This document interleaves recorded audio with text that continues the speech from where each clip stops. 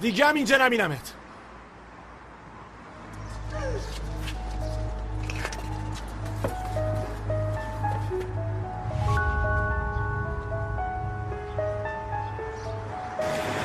بفرمایید. نازلی چی شده دخترم؟ مامان جون آروم باش، چیزی نشده. برای اینکه زود بیای اینطوری گفتم، ببخشید. وای نازلی تو چی میخوای از جون من؟ بابا داری منو میکشی. مامان جون الان داد میزنی سرم، اما اگه ببینی ازم تشکر میکنی. ببین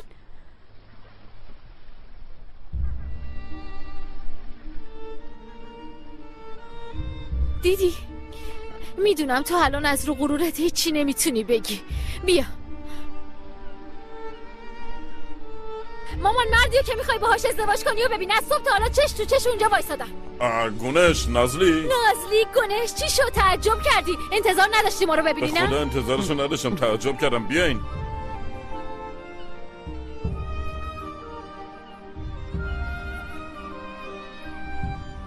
بیا بیا بیا بیا. ای مامان ببین باز دستشو گرفته. چی داره میگه نازلی؟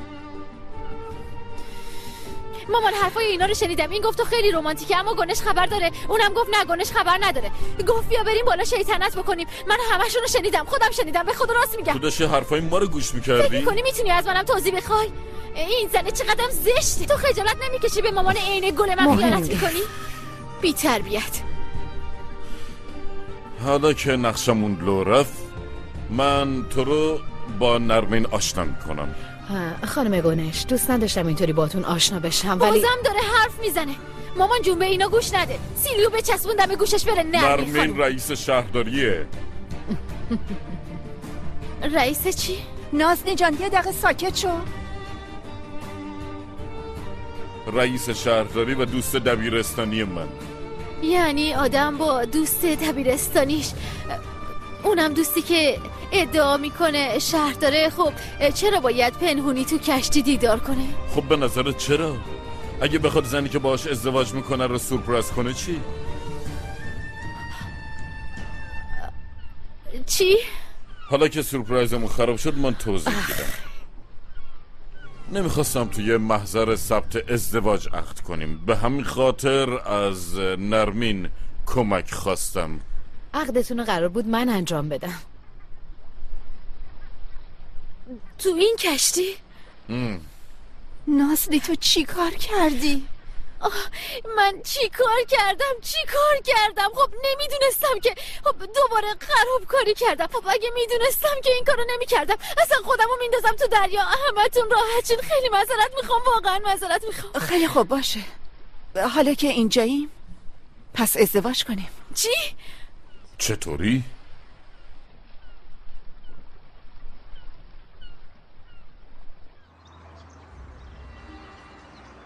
آبجی جون باشگاه ورزشی اینا رو ولش کن، بیا بریم خونه. مسئله اون نیست پری، من داشتم میبردمش، نباید اون دختر منو مسخره میکرد.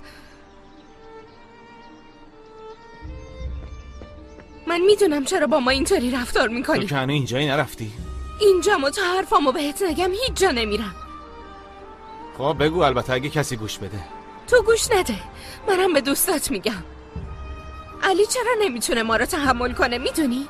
چون مامانم ما رو دوست داره و ما همونو، ولی تو رو اصلا کسی دوست نداشته. راستش دلم برات میسوزه. تو چی گفتی؟ دروغ میگم. اگه مامان دوست داشته باشه چرا از خونه بیرونت میکنه؟ با گوشای خودم شنیدم به خاطر همین برگشتی. باباتم به خاطر اینکه مجبوره راست میگه. بسته دیگه، بسته.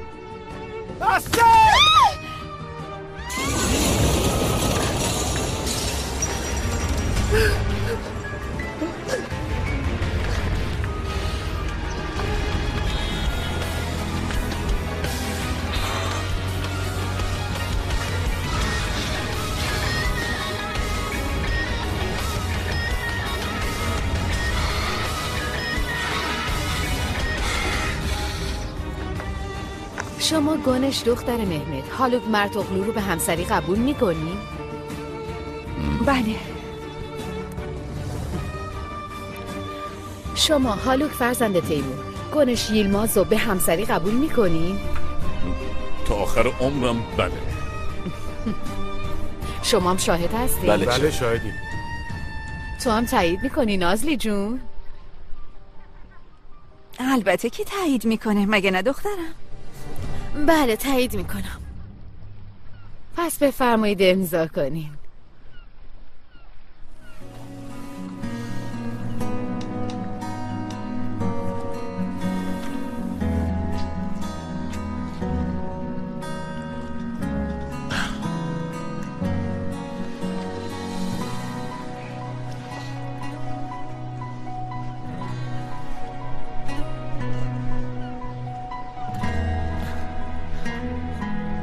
خب منم شما رو زن و شوهر اعلام میکنم. فقط دفترچه ازدواجتون رو هفته بعد میتونیم بگیرید. امیدوارم ببخشید.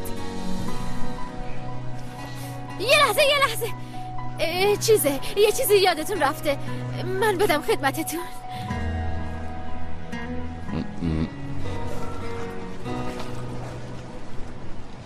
اینو از کجا پیدا کردی؟ متاسفانه وقتی که شورو میگشتم پیداش کردم. وای از دست تو نازلی.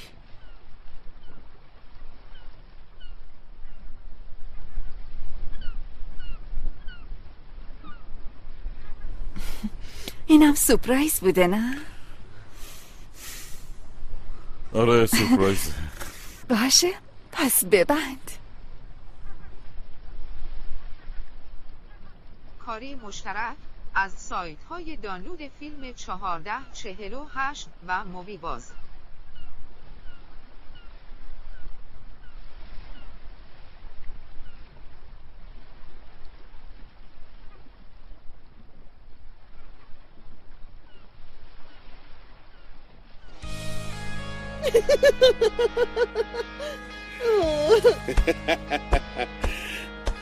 اما اینا نیستن. برو دختر، با خواهرم کار داشته باشی میکشمت. خب چی بگم ملیسا جون، انشالله تولد 18 سالگی تو یه جای بهتر برات میگم. دوست پسر هنرمندم، خیلی دوستت دارم، خیلی.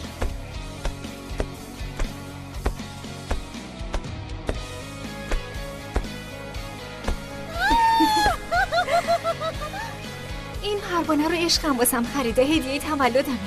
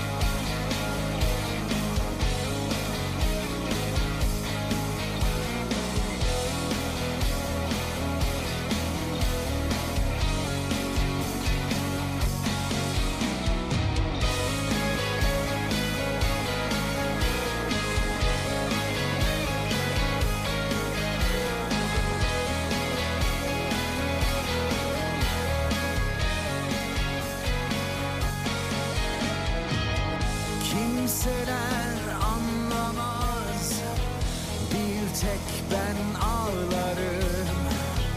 Kimseyi bağlamaz, bu yükü ben taşırım. Sanma tek gün bile vicdanım sızlamaz. Olan olmuş bir kere, bu kader silip baştan yazılmaz.